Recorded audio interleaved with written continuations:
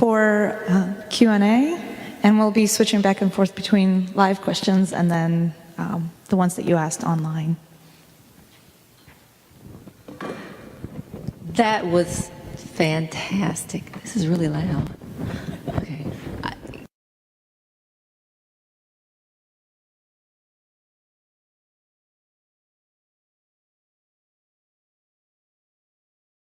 Respectful of everyone else here and just ask one.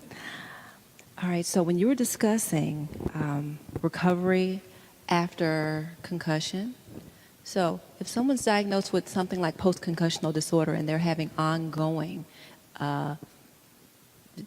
deficits, would learning to play an instrument improve their brain health, improve the rate in which they're recovering?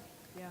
So you have asked the question that I probably, if there was a question that I am most interested in having scientific evidence for, it is that question. And you know, there is some information that rhythmic training can possibly help with recovering athletes, but this really needs to be studied in a lot of detail. And the fact is that that it makes biological sense that music could help individuals with actually, I mean, it already is used for many individuals with brain injury, but what we're really not having a lot of information yet is, you know, what about healthy athletes who are recovering from a blow to the head?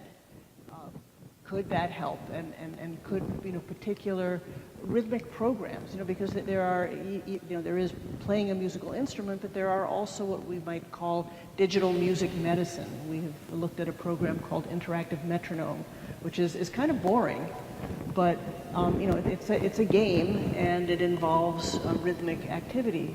And you know, to really be able to do an in-depth study of athletes and see whether this speeds recovery, I think would be very important. We have a question here. How do you know what the brain is hearing? Is it by tracking the waves? Yes.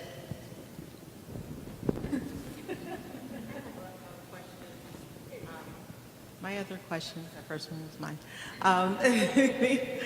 The other question that I have was, does this translate to interacting with music, like singing and dancing and things like that? Is it any time you're like processing music? No, you guys are great with your questions, because these really are the open questions. So we do know that singers, you know, singing counts as a musical instrument. So, you know, these very profound changes in sound processing in the brain occur. It doesn't matter what instrument you play, what genre of music you play. It doesn't even matter if you learn through improvising or you learn through note reading. What really matters is that you're playing an instrument. What we really don't know much about is dance. And I would love to see some good controls. It's hard to find dancers who also don't play a musical instrument.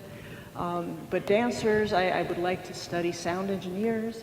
I would like to study bird watchers who are actually bird listeners. Because you're making sound to meaning connections, and you're moving, you're doing things, you're changing what you do based on what you're hearing or the sense of sound that you're making. Sorry, one online and then we'll go to you. Why are some people unable to be on beat? Good question. There really are some people who are like that. And I have to say, we don't know for sure. I can give you some possibilities. So here's something very interesting, I think. So it turns out, and again, as a scientist, you know, I'm wrong all the time. I had this idea that if you were good at rhythm, you'd be good at all kinds of rhythm tasks. So, you know, we have many different rhythm tasks in the lab, and one is just following along to a beat. So if it's shave and a haircut 2 bits, it would be shave and a haircut 2 bits, right? But there is also something called the rhythmic pattern. So shave and a haircut, 2 bits, right?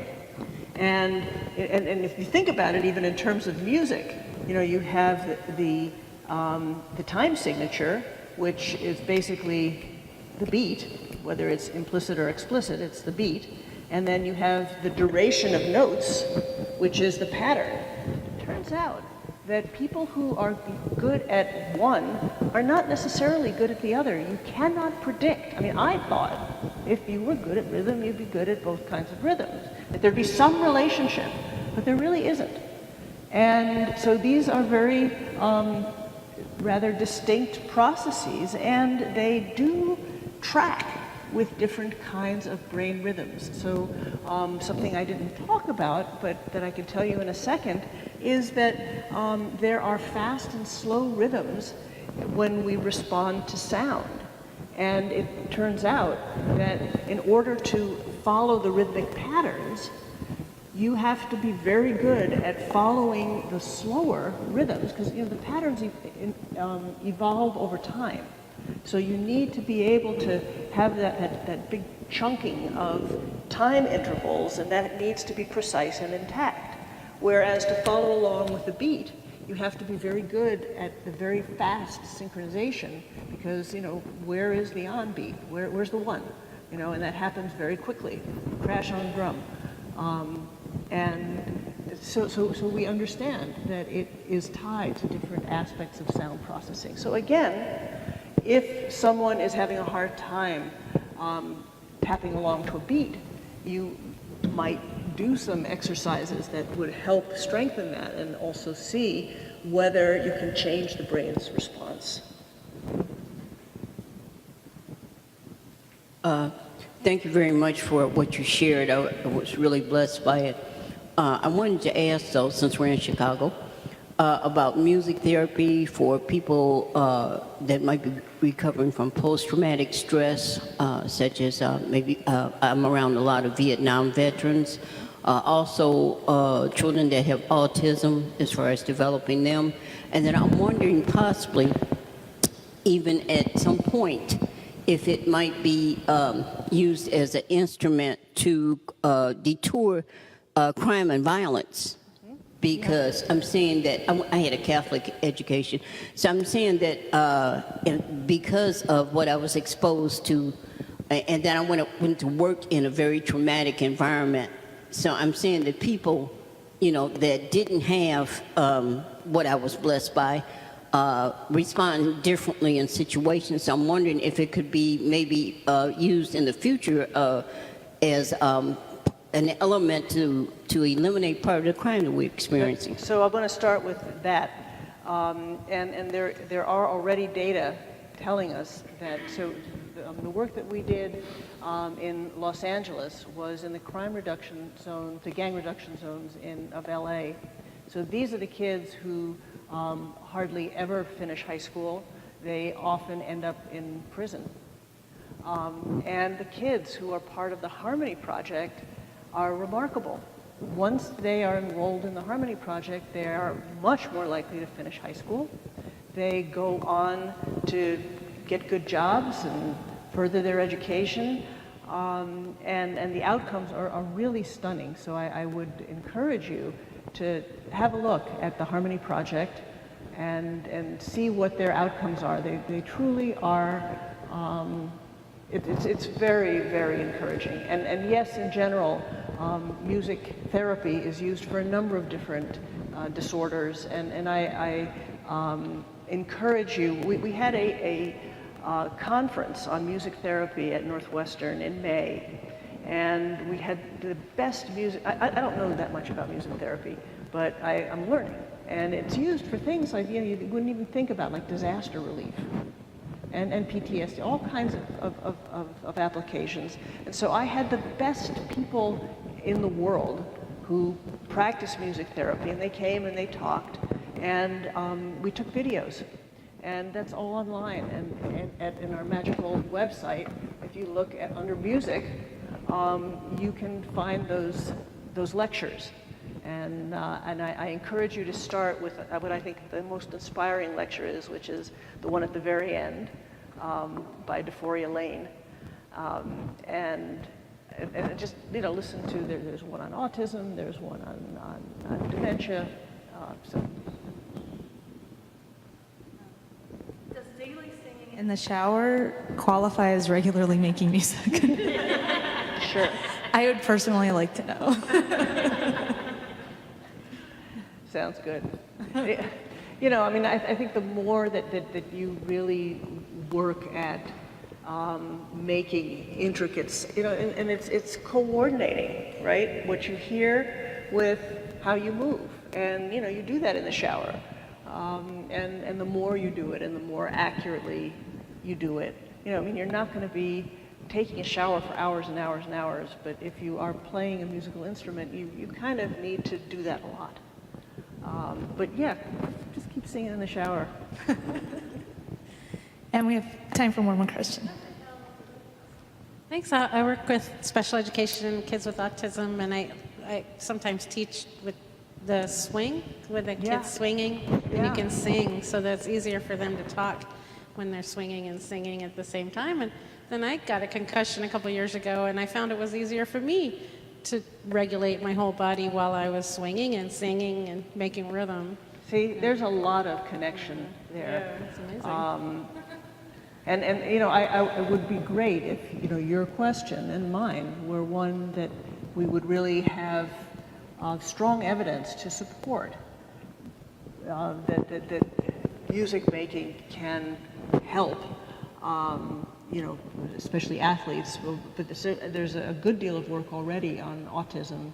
One of the things that we have learned with autism is if you look at sound processing in the brain, what you need in order to be able to figure out what word was said, like a child who has difficulty developing language or difficulty reading, they're going to have difficulty with the timing and with the timbre, the harmonics of sound.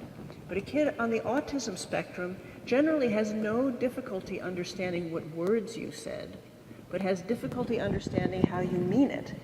Are you mad? Are you sad? And that's generally carried by the pitch. And again, if you have a peek at autism, you can see those studies where we really find, again, it's not all kids, and this is where it's so, I want to maybe leave you with this idea. One of the reasons this is so powerful, this approach of looking at sound processing in the brain, is that we are all individuals.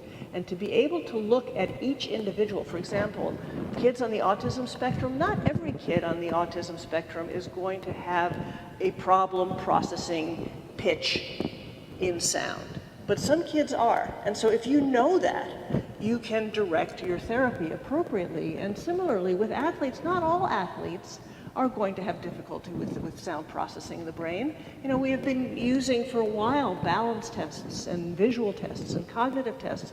All of these are very important aspects of athlete health. And concussions are complicated. Every hit to the head is different.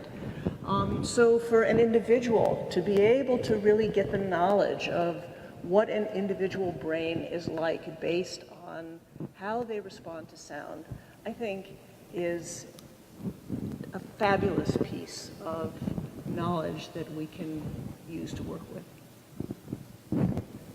Thank you.